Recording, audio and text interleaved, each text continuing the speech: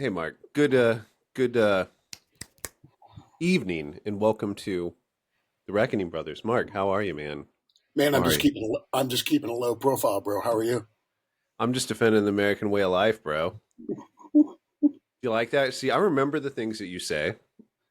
I stole that from Bill Cunningham, who's on the radio in Cincinnati 5 days a week. I know him well. I remember him being on the Remember radio him? when I was growing up. The guy cracks me up. He'll go. He'll go. If a line ever becomes available, which it never does. Classic. They just don't have that old timey radio what is his guy's name's Howard Cosell, that kind of thing. There's no Howard modern equivalent. Cosell. Yeah, Howard was a gem. He really was. Yeah. Phil Donahue. I don't know why I Yeah, mentioned Phil Don. He's kind of along that same lines as like a local guy. he started in Dayton, Ohio. Yeah, He yeah, he had a local show, right? started And in Dayton, Ohio. my one of my old teachers said he got into a fight with Phil Donahue one time. So I just Wow. thought that was fun. Did your Yeah. teacher say he won, or He did not say that he won, but knowing the teacher, I think he beat the ever loving shit out of it. He didn't say it went to fisticuffs, but I'd like in my mind it went to fisticuffs, and he beat the shit out of Phil Donahue, and he called him a bitch, and he spit on his face. Probably didn't happen, but in my mind, I'd like to think that that happened. It would be much cooler if it did. well, you wanted to talk about the aftermath of the assassination of Charlie Kirk, and the Hmm. responses by the left and the right, something like that, didn't you? I want to talk about the responsibilities of the left and the right, but also that includes, of course, the responses of Well, the left and the okay. right. Because I've been happy with some, and I've been upset with others, and just angry with others, and surprised happily with others as well. It's kind Uh, of all over the map. well, I'll ask you and Josh, who we can't see his handsome face on here right now, but he's on here with us. Um, I'll read you something from Ezra Klein, who's quite, quite much the liberal, the leftist. So just He's a bear good with me. representative of the left right now. I like him. I mean, I think so. Um, you can dislike much of what Kirk believed, and the following statement is still true. Charlie Kirk was practicing politics in exactly the right way. He was showing up to campuses and talking with anyone who would talk to him. He was one of the era's most effective practitioners of persuasion. When the left thought its hold on the hearts and minds of college students was nearly absolute, Charlie Kirk showed up again and again to break it. Slowly, then all at once, he did. College age voters shifted sharply to the right in the 2024 election. This was not all of Charlie Kirk's doing, but he was central to laying the groundwork for it. I did not know Charlie Kirk, and I am not the right person to eulogize him, but I envy what he built. A taste for disagreement is a virtue in a democracy. Liberalism could use more of his moxie and fearlessness. In the inaugural episode of his podcast, Governor Gavin Newsom of California hosted Charlie Kirk, admitting his son was a huge fan. What a testament to Kirk's project. Kirk and I, he's quoting Governor Governor Newsom now. Kirk and I were on different sides of most political arguments. We were on the same side on the continued possibility of American politics. It is supposed to be an argument, not a war. It is supposed to be one with words, not ended through bullets. I wanted Kirk to be safe for his sake, but I also wanted him to be safe for mine and for the sake of our larger shared project. The same is true for Josh Shapiro, for Hoffman, for Hortman, for Thompson, for Trump, for Pelosi, for Whitmer. We are all safe, or none of us are. And Well said. I thought that was really well done. Yes, very well said. Ezra Klein is a he's an interesting guy. I think his whole abundance agenda thing was interesting when he was talking about that. I think he's kind of got that Anna Kasparian route of, you know what, I really don't care what the rest of the left says. I'm going to speak my mind. I'm going to grow, and if that means I accept some more quote unquote right wing or conservative things into my overall view, so be it. And I think that's admirable for sure. I don't think the left is ever going. I don't think the hard left is ever going to be down with the abundance agenda, because the hard left needs too many, community focus groups and and virtue hoops that you have to jump through. Like in the piece that I sent you, the from Klein, from Mike Solana on the abundance agenda, he very clearly states, he brings up icons of American industry, and he says these people built things. He brings up Franklin Roosevelt and shows what Roosevelt built using power, using absolute power, as close to a dictator as we've ever had in this country. He was elected to 4 terms, served 3 consecutive terms, landslide victories and all, with a gargantuan majority in both the House and the Senate, a wartime president who the country completely rallied around during the war from Pearl Harbor Day on.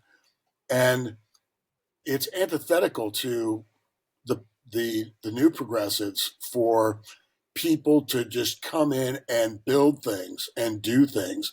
In the piece that Solana wrote, he said, I want to get on a bullet train and ride from one coast to another, and go to the dining car and have drinks with strangers. But the problem is we'll never build it. We don't. All of the regulations and things that progressives in the cities that they run put up, all the barriers they put up to building things and getting things done, rules, regulations, community meetings, etc. Before anything, that San Francisco spent a $1.7 million to build a toilet. And Don't even talk about the California rail line that goes from Bakersfield to Merced. I mean, yeah, it's just a cliche at this point to make fun so of you how can make bad the argument. regulation is when Yeah, it I comes to mean, you can trains. make the right. I'm sorry, I didn't mean to interrupt. You can make the Okay. argument that yes, you need to build things, but to be able to build things, you have to be able to steamroll a lot of stuff that the left isn't willing to give up. They're just not. Well, and also, I think the whole progressive narrative falls apart if you accept abundance agenda things. Because, for one, people kind of need to just need you, right? You can't really have success, I think, for the progressive narrative to take off, right? People just always kind of have to want and need handouts, I think. And if we have too successful of a country, too many successful businesses, that's just antithetical to that. I don't know. I'm just coming up with that in the moment, but it seems true. Oh, Um, it is true. yeah, but yeah, that stuff's interesting. I don't know a lot about it, but I liked hearing Ezra Klein talk about it. He was in some interviews that were really good, and I like that there's lefties coming around to say, "Hey, look, regulation can be bad. It does a lot of bad things. It keeps monopolies in place. It keeps innovation down. A lot of things that hurt this country." So It yeah, keeps but NGOs in business where people who claim to want to stop homelessness are the ones profiting, not the homeless people.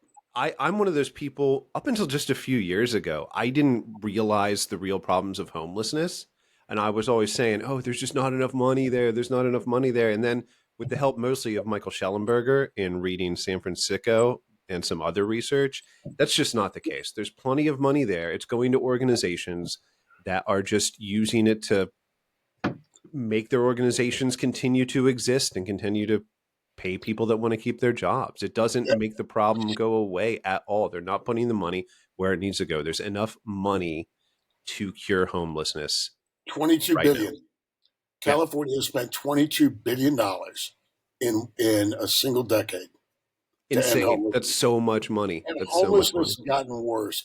It's There's all kinds of things to compare it to. I mean, on the top of my mind, I would compare it to the Department of Education, where test scores and education has dramatically decreased as the federal government's involvement with it has increased via the Department of Education.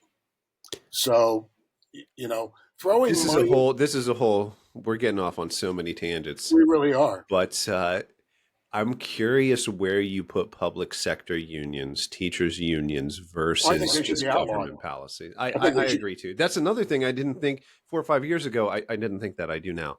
They just They, the incentive structure is just there to support the employees and not the students. yeah, 100%, it's there to give teachers what they want, and people are just self-interested. It's just the way that it is. When you realize that, it writes itself that there should be no public sector unions.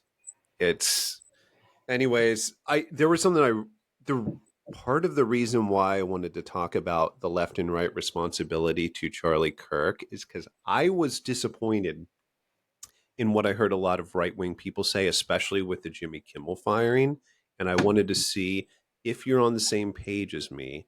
If not, if you can point out why I'm incorrect and how I should change my thinking. I was disappointed. I'll start with JD Vance and Pam Bondi. I was disappointed with the JD Vance speech or whatever. I forget what he was on when he was talking about. He basically was saying it's not about unity. There is no unity with people who scream at children over their parents' politics. There is no unity with someone who lies about what Charlie Kirk said in order to excuse his murder. There is no unity with someone who harasses an innocent family the day after the father of that family lost a dear friend. There is no unity with the people who celebrate Charlie Kirk's assassination. And there is no unity with the people who fund these articles, who pay the salaries of these terrorist sympathizers, who argue that Charlie Kirk, a loving husband and father, deserved a shot to the neck because he spoke words with which they disagree. Did you know that the George Soros Open Society Foundation and the Ford Foundation, the groups who funded that disgusting article justifying Charlie's death, do you know they benefit from generous tax treatment? They are literally subsidized by you and me, the American taxpayer. And how do they reward us? By setting fire to the house built by the American family over 250 years. I am desperate for our country to be united in condemnation of the actions and the ideas that killed my friend. I want it so badly that I will tell you a difficult truth. We can only have it with people who acknowledge that political violence is unacceptable, and when we work to dismantle the institutions that promote violence and terrorism in our own country. And Pam Bondi, this was more egregious, I think, talking about hate speech. There's free speech and then there's hate speech. And there is no place, especially now, especially after what happened to Charlie, in our society. Do you see more law enforcement going after these groups who are using hate speech and putting cuffs on people so we show them that some action is better than no action? We will absolutely target you, go after you, if you are targeting anyone with hate speech, anything. And that's across the aisle. yeah, she really stepped in it with that.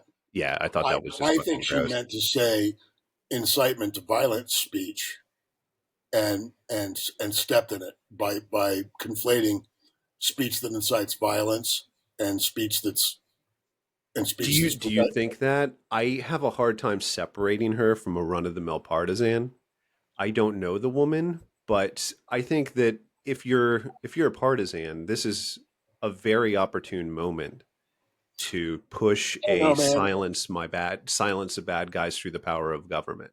Yeah, no, it's so hard to tell anymore. I mean, when you've had enough cameras and microphones stuck in your face, and you have to say, a million words a day to reporters and so many people, I'm willing to, with almost anybody, unless it's something really like flagrant, like I'm glad so and so got shot, Mm-hmm. right? Unless it's something really flagrant, I sort of err on the side of yeah, it might have been just a poor choice of words. I can give you that with JD Vance, but with Pam Bondi, hate speech has been said by the left for the past 10 years so much that using that same exact terminology Oh, just seems like such a gross oversight that it really was. it Yeah. just No, and she took a lot of heat for that, and rightly so. yeah. I hope she thinks about it and I hope she's like, oh yeah, that was too far. There is no such thing as hate speech in America.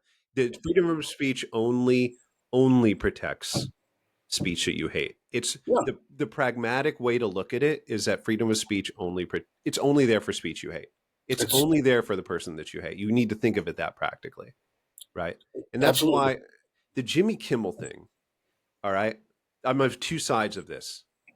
One part of me is, bye bitch, you sucked for years and you lie all the time. I'm not sad to see you go, right? The other side of me is when you have the chairman of the FCC, some guy we've never heard of named Brendan Carr, but now Yeah, everybody's heard of, says we can do this the easy way or the hard way, puts FCC regulations to play to get ABC to fire Jimmy Kimmel for what he said. I've seen the clip multiple times. We hit some new lows over the weekend with the MAGA gang desperately trying to characterize this kid who murdered Charlie Kirk as anything other than one of them and doing everything they can to score political points from it. That is government overreach. That is a slap in the face of freedom of speech, in my opinion. Am I wrong? no, you're not wrong. However, I think I could edify you and the audience with just a brief summary here. The Federal Communications Commission regulates words that get said over the public airwaves. It prohibits distortions to be broadcast over them. The FCC prohibits broadcasting false information about a crime or a catastrophe if the broadcaster knows the information is false and will cause substantial public harm if aired. FCC rules specifically say public harm must begin immediately and cause direct and actual damage to property or the health and safety of the general public, or diversion of law enforcement or other public health and safety authorities from their duties. Cable is a different medium. The words and images that come via cable are not through the public broadcasting airwaves or what someone can get on a TV with an antenna. The FCC's regulations only apply to licensed local broadcast outlets that transmit through the airwaves. So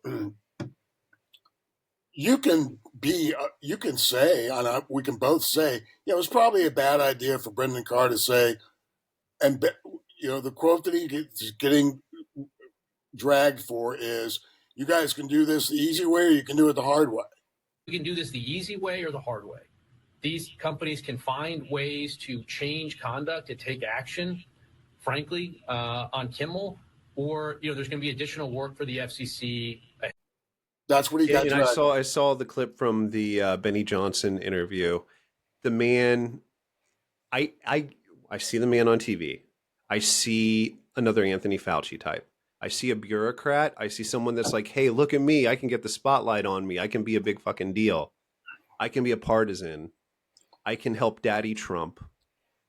And I can get this guy who said bad things fired.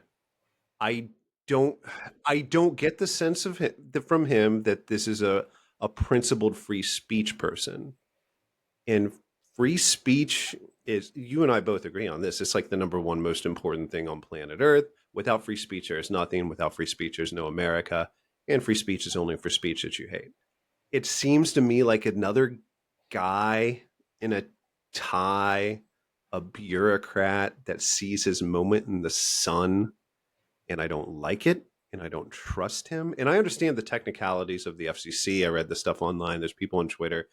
But the instinct to cancel free speech is fucking gross. The instinct of, oh, okay, I'm going to use my government organization to get somebody fired because they said something I don't like. And the actual quote from Jimmy Kimmel, I wish I had it in front of me, shows how fucking prepared I am today, doesn't warrant that. The quote from Jimmy Kimmel was that Tyler Robinson was one of them. He was, that he said something like the MAGA's so desperate to portray him as not one of them. It's insane to try to fire somebody over that. I'm sorry, dude. I can't see that any other way than that. I've thought about this for hours and hours and hours. I do not see any way that this makes sense that this is just not another fucking partisan, right? And I get it. Like, a lot of people are kind of in that Trump camp, and a part of me is too, unfortunately, I think, for myself. But just the fucking left, dude, they suck so much. They suck so much, and they've sucked so hard for the past 10 years. And they've said so much evil shit. They burned down cities, and mainstream media never fucking covered it. People don't even know now. A mainstream lefty probably doesn't even know about the Summer of Love in 2020. They don't know about 3 months of firebombing the Portland courthouse or city building. I'm sorry, I don't recall which one. They don't remember Chaz Chop in Seattle. Remember fucking Chaz? People They died in don't. that shit. Yeah, they don't remember the man that got burned alive at a pawn shop in Minneapolis. They don't remember the entire A young black man. precinct getting taken over and burnt down in Minneapolis. That Yeah. was all on video. Yeah. There's so much gross shit. I understand the vengeance, Which people, but this is, sorry, almost done. This is when principles are being tested, right? And people in office that represent the United States of America, you now have a real responsibility because you're being tested now. And no part of me thinks that Charlie Kirk would want freedom of speech suspended in any way, shape, or form. He would not want that, not even in the slightest. And I see these people. I'm willing to forgive, especially JD Vance, because that seemed more emotional. Pam Bondi, but this Brendan Carr guy, I don't like it. I don't trust them. And I think it's fucking gross. And I think they should apologize and they should understand what America's all about before they go on TV and start fucking talking again. That's just me. But I'm just some idiot, fucking dumbass Californian. I'm nothing. But what do I know, right? sorry, What particular point were you trying to say about JD? What he said? JD I Vance didn't was think- on something, and I can't remember exactly what, but he was like talking about how this isn't about unity, right? He was, the vibe I got from listening to the speech is he was leaning towards vengeance when America needs unity. There is no worse thing right now in America than those that are telling you to hate your neighbors. That is such a bad thing. Hating your neighbor leads to violence, death, rape, awful, awful, awful shit. And people think that it I can't think he happen was- here. It can happen here. I It needs to was more stop. referring No, people that dude, were if you're a cheering. leader, you need to bring people together when the temperature's being turned up. That's your fucking responsibility, right? And if he's on there saying this ain't about unity, the left, you know what? He's right. There is a unique violence on the left, for sure. He's not fucking wrong, right? But we need to stop hating each other. That's what's going to kill people. People think it can't get worse. It can't get worse. Do you know how much fucking worse it can get? It's insane. It's unbelievable how much worse it can get. It's unbelievable. Things have happened in this world within the past 100 years. Look at the Ukrainian famine, right? Man-made famine where parents have to decide if their child, they're starving so much. There's stories of these as you can read. They're starving so much that their child, they need to decide if their child is sick enough where they should eat their kid. Shit like this happens because of policy of the world. I'm not saying it's going to get that bad, but I'm saying that we're listening to people talking on TV that should be realizing this every morning when they wake up so they can fucking take their responsibilities seriously. It's not that he's wrong about the left. It's that he needs to be fucking better because the problems that are coming down the road are so fucking bad and so unpredictable that we need perfection at the top. We don't need this fucking bullshit. We don't need this dumbass fucking gay shit. We shouldn't even be talking about this. We should have people fucking trying to realize the problems and the reality of the world and not just fucking talking. I don't know. I'm done. End of rant. Sorry, Mark. no, that was really well done. Well, I think you're right. I think a lot of his response is emotional because he was a personal friend of Charlie Kirk. That's why I give a lot of forgiveness too, and I could And easily I also- see him walking it back. Yeah, and I also believe that, the reality, what he's referencing is he is, of course, referencing the toxic environment that inspired somebody to assassinate Charlie Kirk. And he's right about that. And that environment is very, very real. Very The real. unity part I mean, I don't know which segment of his speech that you're talking about where he's pissing on the whole notion of I'm going to unity. find it and put it in, clip it in, but it's where he's talking about this isn't about unity. It's that line that it's not about unity. Oh, yeah, I think I know what you're talking about. Yeah, that was probably inartfully said. Yeah, I remember that. Yeah, but I if I'd be willing to like forgive and forget easily, you know what I'm saying? If he made steps towards, Yeah, back on the Kimmel thing. yeah. I really don't think that anything Brendan Carr said had anything to do with Jimmy Kimmel getting fired. Jimmy Kimmel got fired from his own network, by his own network. And it wasn't because of, we're talking about a network as big as ABC, owned by Disney, right? Like, if they wanted to back Jimmy Kimmel up, they certainly have the resources to do it, right? I've heard a What lot of smart people agree with you and disagree with you, and I don't really know what to 66 think. of the 66 out of 200 affiliates is a lot of money. Hmm. So when 66 affiliates decide we're not going to air your show anymore, you're talking about a business decision at that point. ABC had to make a business decision, and I really don't think that what Brendan Carr said had anything to do with the You could very well be right, but Brendan Carr still said that. He he still still said he it. still tried to use the government, And and I I think hope all of us it's not I what think led all to of it. us here are honest enough to say, yeah, not a good idea. Yeah. And all Um, of us are here are all honest enough to say that at least for me, there's a huge part of me that's like, bye, bitch. Don't let the door hit you on the way out because you fucking suck. All you late night comedians suck. Your jokes, your partisan hacks, you're not fucking funny, and you never have been, or at least no. Actually, I stand corrected. Jimmy Kimmel, Stephen Colbert. We've talked about Stephen Colbert before. Used to be fucking hilarious. and now he's not. Now he's not. I mean, all of these late night talk shows, all of these late night comedy shows have not become comedy anymore. They're Yeah. not comedy anymore. Yeah, and Greg Guffield's pretty funny. I'll give him that. Well, It took me a little while until I saw the Bill Maher interview with him. I'm like, this guy's pretty fucking funny. he is, Yeah. and so are his co-hosts. Uh, we're going to learn a lot more, Scott. We're going to learn a lot more in the wake of all of this. A good example is insiders at ABC have revealed that they wanted Kimmel to cool off after his comments and the alleged assassin. But Kimmel was determined to escalate, not de-escalate, leaving ABC no choice but to pull the plug. So Do you? there's just I'm sorry to interrupt. Do you think he should get a chance to apologize? Do you think He that's won't do something they it. should have given him? He will not do it. That's been discussed, and the word out of ABC is he wanted to escalate. He did not want to de-escalate. Yeah, that And sounds like ABC was he sounds like that ABC, kind of dickhead. And ABC was like,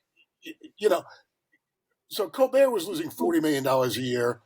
I don't think we know how many millions Jimmy Kimmel was losing ABC, but it has to be a lot because we're talking about, Colbert's show had like 100 people involved in its production with a huge budget, and they didn't have, and it had good ratings, but the return on investment was zero. They were losing money. They were bleeding money. So they dropped the show. Yeah, so you could see a part of him just being opportunistic, like, oh, this is a great opportunity for us to just can this fucking guy. That if he doesn't cost us money now, he will soon enough. Let's just do it now. Perfect excuse. Wouldn't blame him. Joe Concha said this. He said, anyone defending Kimmel at this point is either delusional or intentionally dishonest. Because how could you let somebody back on the air like this who is willing to defy his bosses and continue to lie about Kirk's assassin? Well, if what you said's true, which I'm sure it is, that he has no interest in apologizing, then fuck him, because he upset a lot of people with what he said. It was not factual. It was obviously just desperately trying to paint Tyler Robinson as a right-wing guy. That's why he said that. He wants to be like, oh, my team can't do anything like that. Bullshit. Your team can do a lot of fucking horrible things. Look at the summer of 2020, as previously discussed. Look at Yeah. the internet. There's a lot of shit. A lot of shit they do wrong. Look at what they teach children. Look what a leftist captured person teaches a child about science and facts. It's Yeah. embarrassing. There's a great, I think I'll dispense with reading about more of the inside baseball thing on the ABC, Nexstar, the people that own the affiliates, who dropped Kimmel's show, and play something from Johnny Carson, which I'd never seen before. People say he'll never take a serious controversy. Well, I have an answer to that. I said, now, tell me the last time that Jack Benny, Red Skelton, any comedian, used his show to do serious issues. That's not what I'm there for. Can't they see that? But you're not. Why do they think that just because you have a Tonight Show that you must deal in serious issues? That's a danger. It's a real danger. Once you start that, you start to get that self-important feeling that what you say has great import. And you know, strangely enough, you could use that show as a forum. You could sway people, and I don't think you should as an entertainer.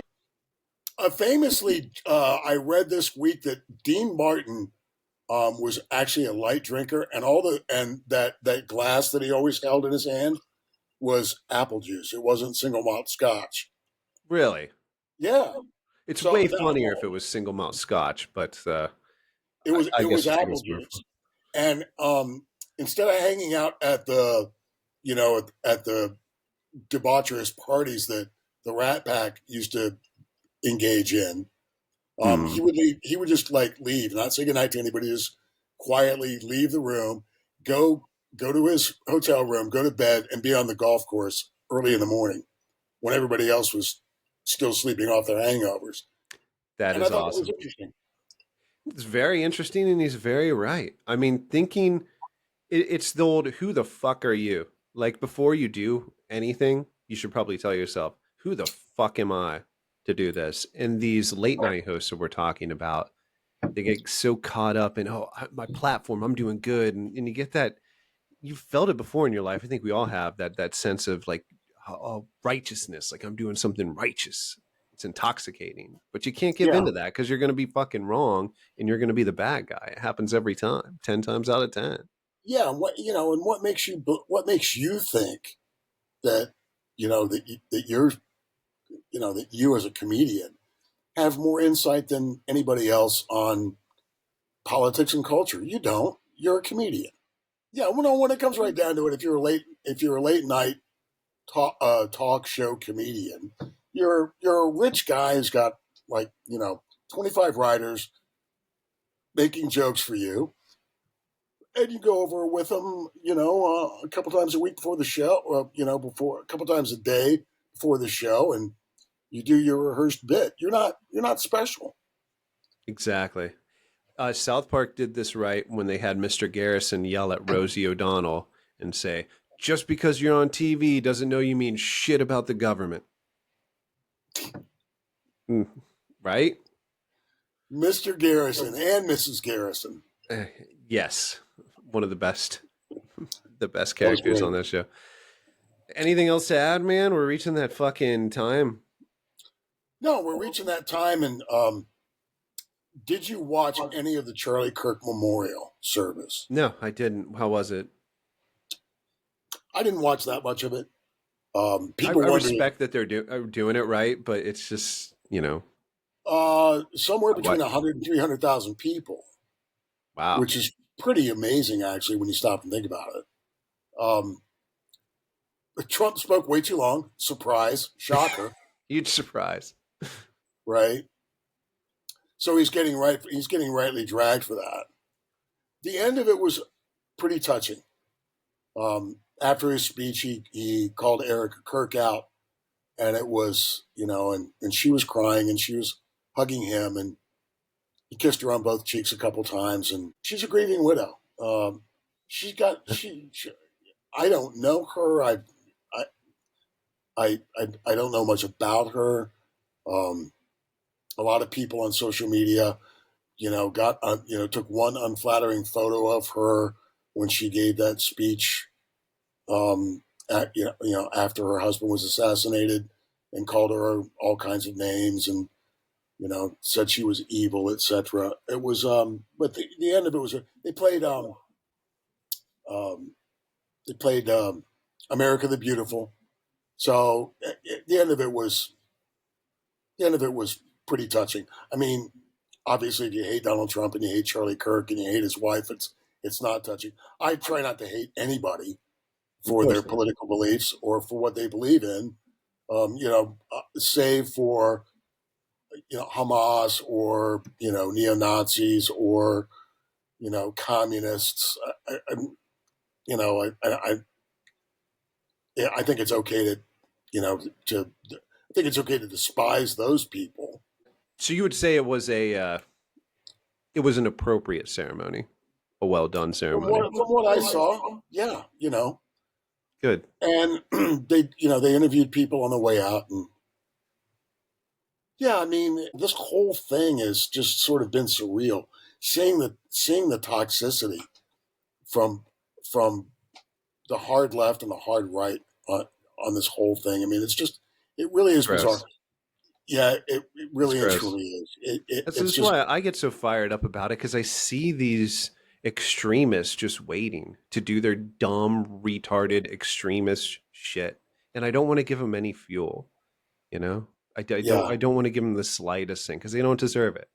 Because yeah, they're lost, or they're stupid, yeah, or they're yeah. brainwashed, or whatever reason it Hard is. right, hard right extremists on social media going, you know, you know, saying that because he was banging a trans, that's and people on the hard left saying he deserved to die. It's just a cauldron of just wickedness. I mean, 20 years ago, if something like this had happened with somebody as famous, as iconic in the realm he was in, I think everybody would have said, "Look, this is horrible." Everybody would have said, "This is horrible. Let's eulogize him, um, and and send our love and prayers to his family, and hope that nothing like this ever happens again." And period. And It would have been without, way less complicated. yeah. Way less complicated, even 10 Yeah. years ago. Well, Scott, cheers. My Don't drink's do empty anything I again. wouldn't enjoy. Everything I do, you wouldn't enjoy, man.